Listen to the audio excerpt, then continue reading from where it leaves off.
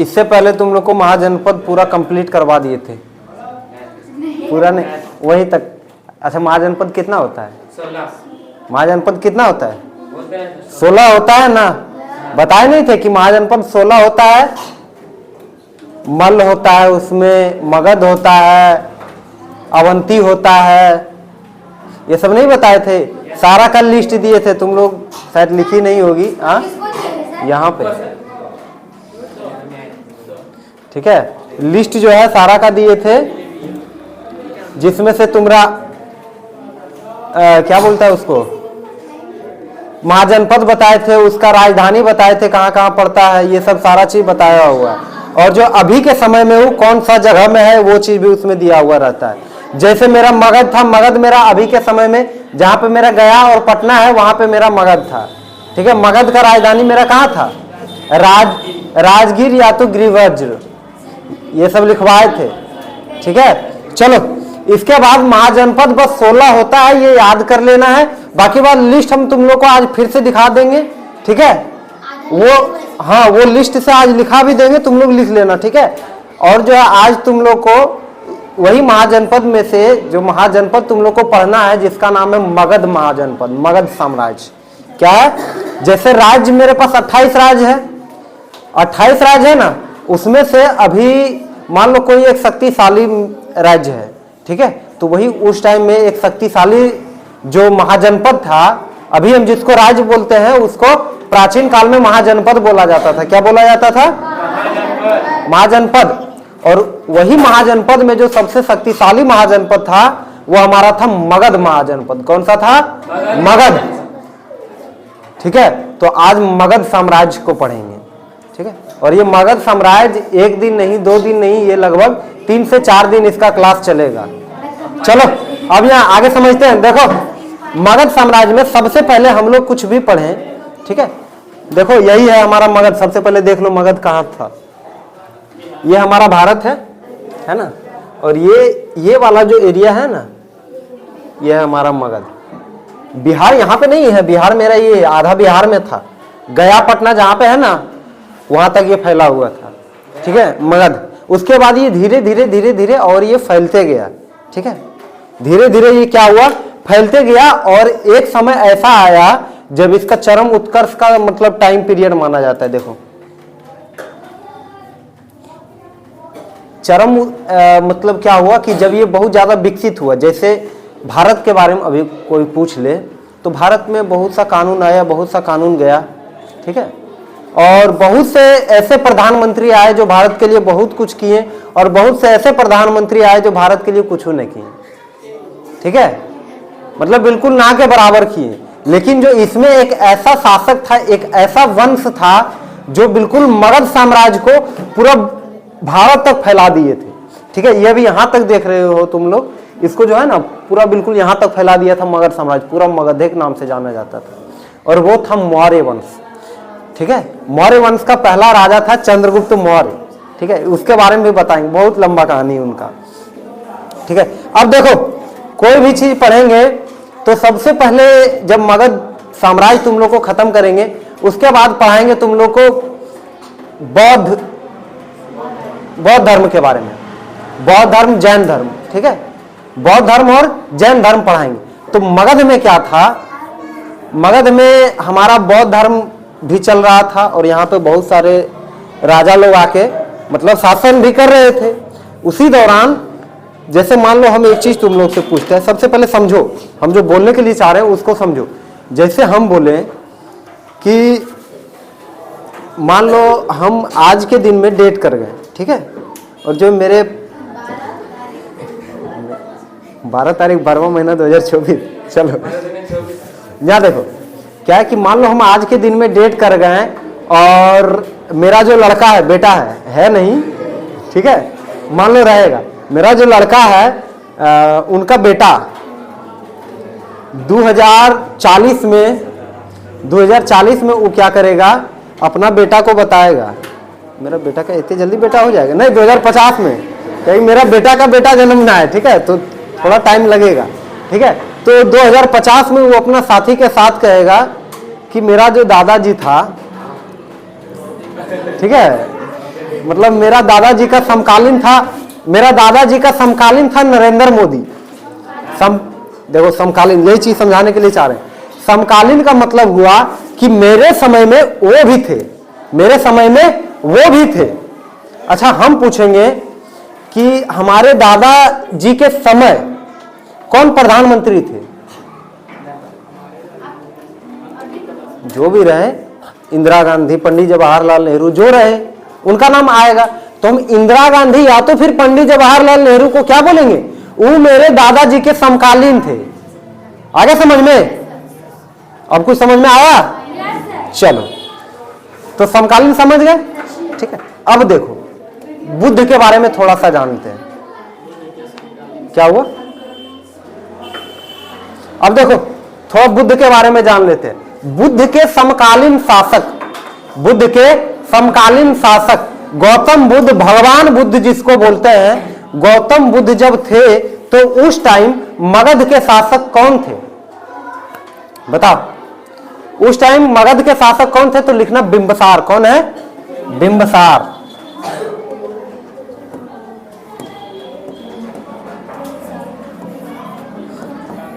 क्या लिखेंगे? बिंबसार, ठीक है।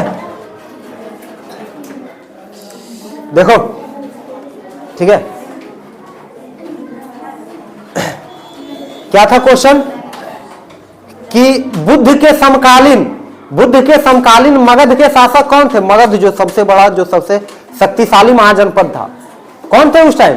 बिंबसार। अगर जो वही पूछे, एक ये भी मेरा महाजनपद है, जैसे राज्य है अभी उसी प्रकार के का ये भी मेरा महाजनपद है। तो बुद्ध के समकालीन वत्स में क्या है? वत्स के शासक कौन थे? यहां पे लिखना उदयन। क्या लिखेंगे? उदयन। एक मेरा होता है उद्दाइन, उद्दाइन अलग है, उदयन अलग है। आगे समझ में? उद्दाइन के बारे में भी आगे समझाएंगे। वो हर्यक वंश के थे और वो क्या किए थे कि जो अभी हम लोग जिसको पटना बोलते हैं उसको बसाया था वो। आगे ये सब चीज तुम लोग को बताएंगे। तो क्या थे कि बुद्ध के समकालीन मगध के शासक बिंबसार और बुद्ध के समकालीन वत्स के शासक उदयन। और वही पूछे बुद्ध के समकालीन अवंती, अवंती भी मेरा क्या था? महाजनपद। क्या था? महाजनपद। और वहां का शासक कौन था? तब देखो, चंद्रप्रद्योत। क्या था वो शासक का नाम? चंद्रप्रद्योत। अगर जब पूछे बुद्ध के समय अवंती महाजनपद के शासक कौन थे? चंद्रप्रद्योत,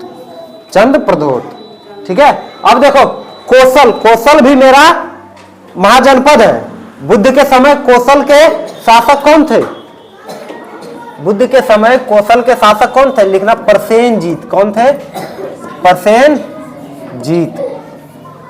ये थोड़ा सा है क्योंकि इससे क्वेश्चन पूछता है, इसलिए तुम लोग को बता दिए, ठीक है। अब देखो, बुद्ध के बारे में हम स्पेशल चर्चा जब हम लोग बौद्ध धर्म, जैन धर्म पढ़ाएंगे उस टाइम पे कर देंगे। अब जो है हम लोग क्या करते हैं, अपने आगे बढ़ते। देखो यहां इसको थोड़ा ध्यान में देना। इसमें क्या है? इसमें हमारा है कौन सा वंश सबसे पहले मगध में आया। मगध के बारे में बोल रहे हैं, ठीक है। और जो है कोई महाजनपद के बारे में चर्चा नहीं कर रहे, सिर्फ मगध के बारे में। देखो, मगध में सबसे पहले हर्यक वंश का शासक था। किसका शासक था? हर्यक वंश का, ठीक है। हर्यक वंश। और इससे पहले भी एक महाभारत कालीन है, उसका भी चर्चा करेंगे। उसका चर्चा हम मतलब थोड़ा देर बाद कर देंगे। पहले हर्यक वंश जो मूल रूप से मिलता है जिसका प्रमाण, उसके बारे में चर्चा करेंगे। तो क्या था कि मगध में सबसे पहला वंश जो आया शासन करने के लिए, वो हमारा कौन सा था? हर्यक वंश। और हर्यक वंश के संस्थापक कौन थे? बिंबसार। हर्यक वंश के संस्थापक कौन थे? बिंबसार। और इसका सबसे लास्ट, ठीक है, लास्ट रूलर, लास्ट शासक जो थे वो कौन थे? नागदशक। कौन था? नागदशक। और इनका जो है मैन राजधानी रहा था उस टाइम। मैन राजधानी कहां रहा था? राजगीर, जिसको अभी के टाइम में राजगीर बोलते हैं। आगे समझिए, बिहार में ही पड़ता है।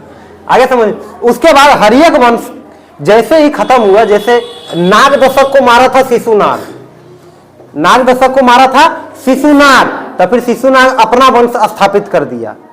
उसका वंश का नाम क्या था, वो अपने नाम पे रख लिया कि जो है मेरा नाम पर ही मेरा वंश का नाम चलेगा, शिशुनाग वंश। ठीक है, तो फिर शिशुनाग वंश का स्थापना किया था कौन, शिशुनाग। ठीक है, और इसका लास्ट शासक का नाम क्या था, नदीवर्धन। क्या नाम था, नदीवर्धन। और ये वंश अपना राजधानी कहां रखा था, वैशाली। उसके बाद आया नंद वंश। ठीक है, नंद वंश, ये वंश और ये वंश बहुत ज्यादा इंपॉर्टेंट है, इसके बारे में थोड़ा सा अभी चर्चा। नंद वंश का पहला शासक था महापद्मनंद। कौन था, महापद्मनंद। और जो इसका अंतिम शासक था वो था धनानंद। कौन था, धनानंद। क्या था, तुम लोग को शायद महाजनपद वाले क्लास में भी बताए थे, धनानंद एक ऐसा शासक था जो अपने भोग विलास में लगा हुआ रहता था। ठीक है, उसको अपना प्रजा से कोई मतलब नहीं, कोई गलती किया है तो वो किसी दासी के साथ, किसी नर्तकी के साथ व्यस्त है, और कोई कुछ गलती किया वो अपना दारू पी रहा है, दारू मतलब मदिरा पी रहा है, और वो अपनी नर्तकी के साथ बिजी है, भोग विलास में लगा हुआ है। ठीक है, तो आया कोई मतलब दंड मांगने के लिए, फांसी दे दो, जाओ उसको वहां मार दो, कोई दिक्कत नहीं है, तो अपना ही है, मारो मारो, कोई दिक्कत नहीं है, हम तो राजा हैं, शासक है, कोई दिक्कत नहीं है। फिर अगला दिन कोई आया, देखिए ना वहाँ एगो किसान जो है ना, मतलब एगो किसान पे कोदाल चला दिया, कोदाल चला दिया, दोनों को मार के फेंक दो। ऐसा राजा था धनानंद, अपना प्रजा के प्रति कभी भी ध्यान नहीं देता। वो हालांकि था बहुत शक्तिशाली, था बहुत शक्तिशाली। ठीक है, उसके मगध का मतलब समझ लो, मगध का जो शासक रहता था, मतलब उसके पीछे पूरा मगध का सेना रहता था। ठीक है, और मगध सबसे शक्तिशाली महाजनपद था, मतलब मगध को हराना इतना आसान नहीं था। जो भी शासक आता था वो जल्दी क्या करता था, मगध को नहीं हरा पाता था, चाहे कुछ भी कर ले। ठीक है, लेकिन धनानंद क्या था, धनानंद को जो हराने वाला था वो कौन था, चंद्रगुप्त मौर्य। कौन था, चंद्रगुप्त मौर्य। इसका बहुत पहले से प्लानिंग चल रहा था कि हम धनानंद को हराएंगे। ठीक है, और ये अपना राजधानी कहाँ रखा, पाटलिपुत्र। और ये भी जब मौर्य वंश का स्थापना हुआ, चंद्रगुप्त मौर्य किया था, तो ये क्या था कि ये जो है चंद्रगुप्त मौर्य था और ये इसका स्थापना करवाया था। ठीक है, मौर्य वंश का, धनानंद को मार करके। और इसका लास्ट शासक था बृहद्रथ। कौन था, बृहद्रथ। बृहद्रथ का दो नाम सुनने के लिए आएगा। सबसे पहले एक चीज तुम लोग को बता देते हैं, देखो बृहद्रथ का दो नाम सुनने के लिए क्या क्या आएगा, सबसे पहले तुम लोग समझो। देखो बृहद्रथ का दो नाम तुम लोग ये समझ लो कि सबसे पहले क्या है, रुक जाओ थोड़ा सा, मगध का सबसे प्राचीन, मगध का सबसे प्राचीन शासक पूछे, सबसे प्राचीन शासक पूछे तो हम यहां पे क्या बताएं, यहां पे क्या बताएं, मगध का सबसे पहला शासक बिंबिसार, बिंबिसार बताए है ना, तो यहां पे आंसर क्या जाएगा,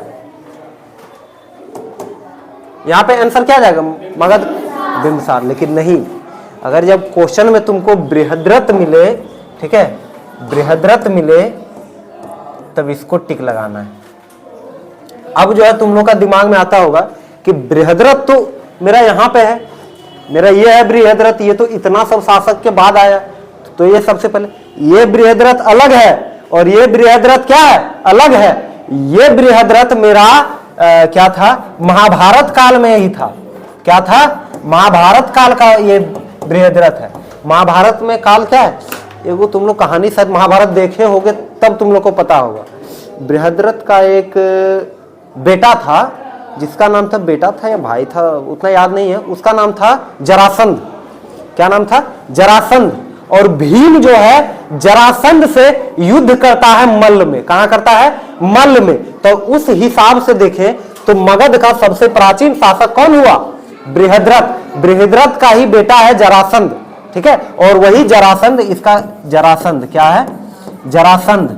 और इसी से कौन लड़ता है, भीम।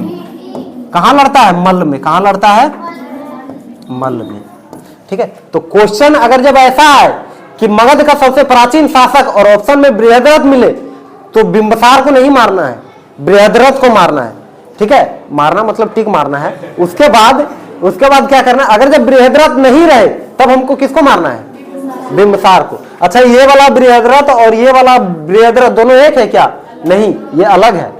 वो जो है बृहद्रथ महाभारत काल का है और ये तो मौर्य काल में आया।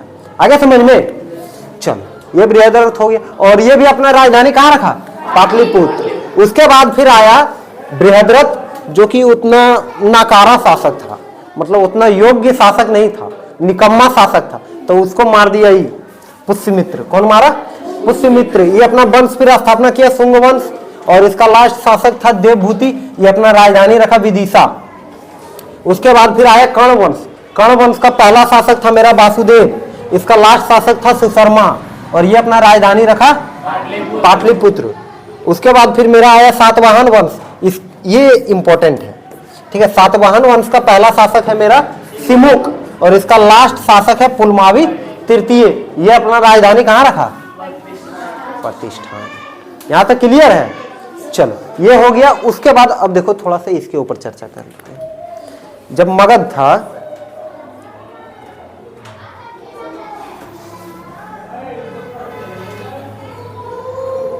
देखो जब मेरा मगध था,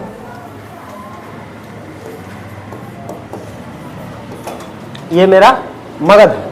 मगध में सबसे पहले जो सबसे योग्य शासक रहा, जो मगध के लिए कुछ किया हो, ठीक है। अभी क्या हम लोग मतलब चाहते हैं कि हमारा जो भी प्रधानमंत्री बने, सब तो हालांकि अपना घर ही पहले देखता है, लेकिन बहुत सारे ऐसे प्रधानमंत्री हैं जो हमारे देश के लिए भी कुछ करते हैं, ठीक है।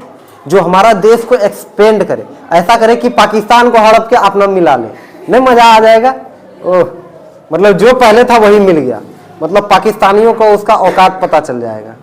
अरे पाकिस्तान को जो कोई ऐसा प्रधानमंत्री आए जो पाकिस्तान को वहां से उठा के फेंक दे और उसको भारत में मिला ले, क्या मजा आएगा। लेकिन वही चीज जो सबसे पहले जो मगध के लिए सबसे योग्य शासक था, राज्य का बात करें, ठीक है। यह है मेरा भारत, यहां पे था मेरा मगध। एक ऐसा शासक जो इसको पूरा मतलब बढ़ाया, सबसे ज्यादा विकास किया, जिसको साधारण भाषा में बोलते हैं मगध का चरमोत्कर्ष। क्या बोलेंगे, मगध का चरमोत्कर्ष।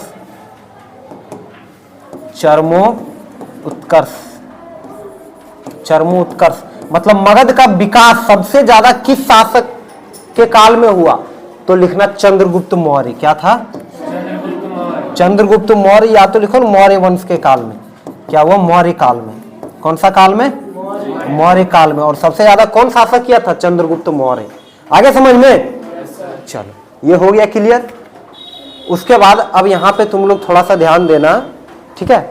वो चीज बता दिए ना, जरासंध वाला, ये हो गया, ठीक है। प्रतिष्ठान, अब देखो थोड़ा इस पे ध्यान दो।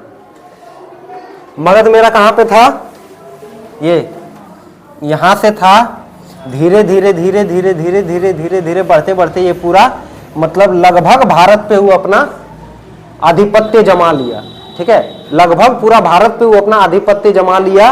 और कौन सा काल में हुआ था, मौर्य काल में।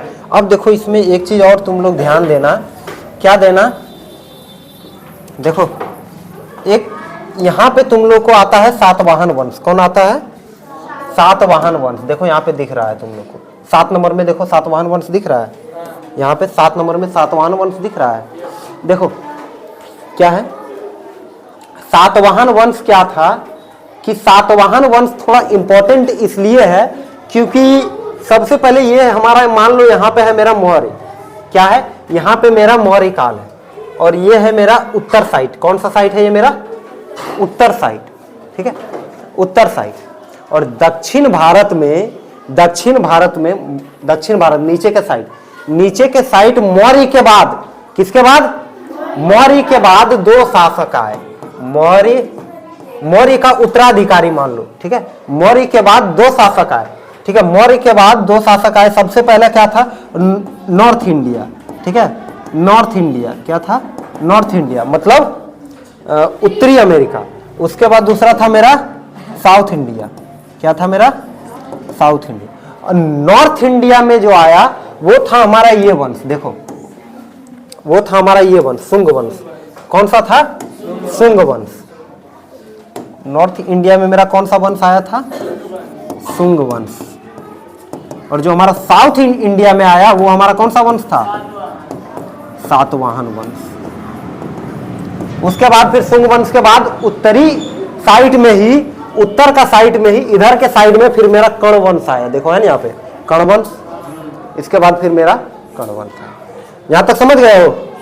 चलो अब देखो थोड़ा सा इस पे ध्यान दे लेते हैं। ये हमारा लास्ट स्लाइड है। इसके बाद भी कुछ है क्या? हाँ इसके बाद है एक चीज। देखो क्या है, सबसे पहले हमको इसमें समझना है कि सबसे पहले जो है मगध का राजधानी कहां बनाया गया था? गिरिवज्र और राजगिरी। अब देखो गिरिवज्र या राजगिरी को किसने स्थापित किया राजधानी के रूप में? बिंबसार, ठीक है। किसने स्थापित किया? बिंबसार। और इसको राजधानी भी पहली बार किसने बनाया था? बिंबसार और अजातशत्रु। अजातशत्रु और बिंबसार इसको राजधानी रखा था। ये सब कौन सा वंश का है? हर्यक वंश का। यहां नहीं बताए थे? है हर्यक वंश का। हर्यक वंश का बिंबसार। इसी में फिर बीच में अजातशत्रु आते हैं और लास्ट में मेरे कौन आते हैं? नागदशा। आगे समझ में? चलो उसके बाद फिर हम लोग और देखते हैं। उसके बाद फिर हमारा आता है पाटलिपुत्र। फिर गिरिवज्र और राजगिरी से हटा के फिर पाटलिपुत्र राजधानी हुआ। इसको कौन किया था? उदयन ने बसाया था। क्वेश्चन ये हमेशा पूछता है कि पाटलिपुत्र, पाटलिपुत्र को किसने बसाया? उदयन ने। अच्छा पाटलिपुत्र को पहली बार राजधानी किसने बनाया? उदयन ने ही पहली बार राजधानी बनाया था पाटलिपुत्र को। है लिखा हुआ, उदयन ने ही पहली बार राजधानी बनाया था। किसको? पाटलिपुत्र को। यहां तक क्लियर है? अब देखो इसके बाद हम लोग आते हैं वैशाली पे। वैशाली को सबसे पहले राजधानी किसने बनाई? शिशुनाग ने। देखो यहाँ पे है शिशुनाग वंश। सबसे पहले शिशुनाग ने जो है कहाँ राजधानी बनाई थी? वैशाली। ये सब चीज बिल्कुल क्लियर होगी। उसके बाद पाटलिपुत्र, देखो पहले मेरा गिरिवज्र था, उसके बाद पाटलिपुत्र था, उसके बाद फिर मेरा पाटलिपुत्र से फिर वैशाली हुआ, फिर से वैशाली से मेरा पाटलिपुत्र हुआ। उसके बाद फिर पाटलिपुत्र के बाद फिर एक शासक आया जो इसको विदिशा राजधानी कर दिया, जो शुंग काल में आया था। बताए थे ना मौर्य वंश का उत्तराधिकारी कौन होता है? शुंग, ठीक है। और दक्षिण में उसका उत्तराधिकारी कौन होता है? सातवाहन। कौन होता है? सातवाहन। और फिर शुंग के बाद हमारा आता है कर्ण वंश। कौन वंश आता है? कर्ण वंश, जो इसका राजधानी कहां रखा? पाटलिपुत्र।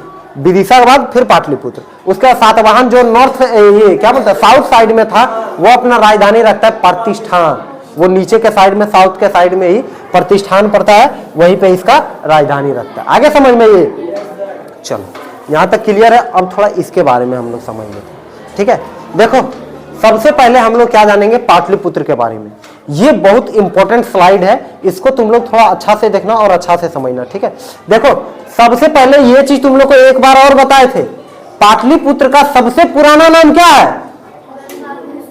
कुसुमपुर। क्या है? कुसुमपुर।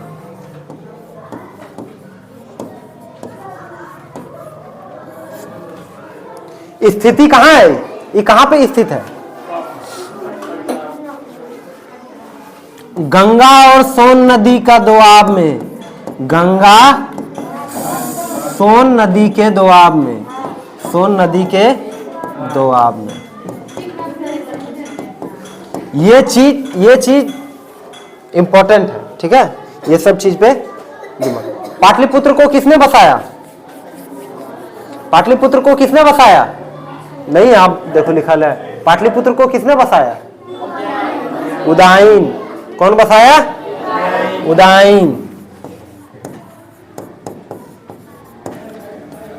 पाटलिपुत्र में पहला किला, कोई पहला इमारत किसने बनवाया? अजातशत्रु। कौन बनवाया? अजातशत्रु। हर्यक वंश का था। आगे समझ में। और मेगास्थनीज इसको क्या बोला था? पोलीब्रेथा। क्या बोला था इसको? इसका नाम पाटलिपुत्र है, लेकिन मेगास्थनीज क्या इसको बोला था? पोलीवरथा। इसका नाम क्या दिया था वो? पोलीब्रेथा। पोलीब्रेथा। आगे समझ में। चलो अब देखो, इसको पहला बार राजधानी किसने बनाया था? पाटलिपुत्र को पहला बार राजधानी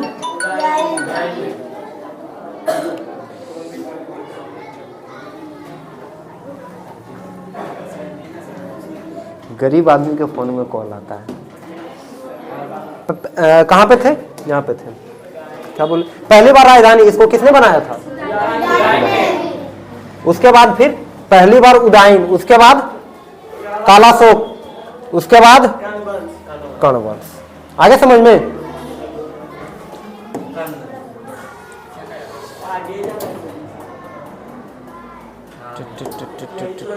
हाँ, पहली बार इसको राजधानी कौन बनाया था?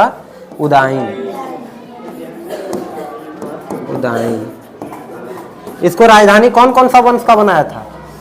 सबसे पहले इसको राजधानी बनाया था क्या बोल, हर्यक वंश। हर्यक वंश का बनाया था। ठीक है, तो हर्यक वंश का उदायन, उदायन गलत लिखा गया है।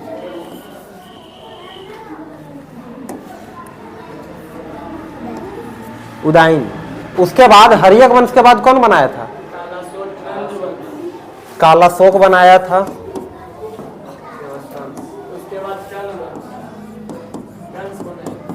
कालाशोक। और फिर नंद वंश कौन बनाया था? नंद वंश। और मौर्य वंश भी बनाया था। कौन बनाया था? मौर्य वंश। उसके बाद कर्ण वंश। इतना बनाया। आगे समझ में। आगे समझ में। अच्छा, ये उदायन कौन सा वंश से था? आगे समझ में। प्राचीन भारत में इसको राजनीति का केंद्र मतलब माना जाता था। कोई भी फैसला सुनाना रहता था, ठीक है, पूरा भारतवर्ष में कोई भी फैसला, कोई भी सारा महाजनपद के हित में कोई फैसला लेना रहता था, तो पूरा राजनीति का केंद्र इसको कहाँ माना जाता था? पाटलिपुत्र। आगे समझ में। अच्छा, एक चीज पूछते, इसको जो है पटना नाम कौन दिया था? इसको पटना नाम कौन दिया था? पटना नाम इसको दिया था शेरशाह सूरी। कौन दिया था? शेरशाह। कौन दिया था? शेरशाह सूरी। कब दिया था? 1541 में। आगे समझ में। आगे समझ में। मगध साम्राज्य ही मेरा पटना है, और मगध साम्राज्य का राजधानी पटना ही हुआ करता था, जिसको प्राचीन काल में पाटलिपुत्र नाम से जानते हैं। और उससे भी पहले उसको वैदिक काल बोलो या फिर ऋग्वैदिक काल में चल जाओ, जो भी बोलो इसको, इसका नाम क्या था? कुसुम। आगे समझ में। चलो आज के लिए इतना ही, अब इसको नोट कर लो तुम।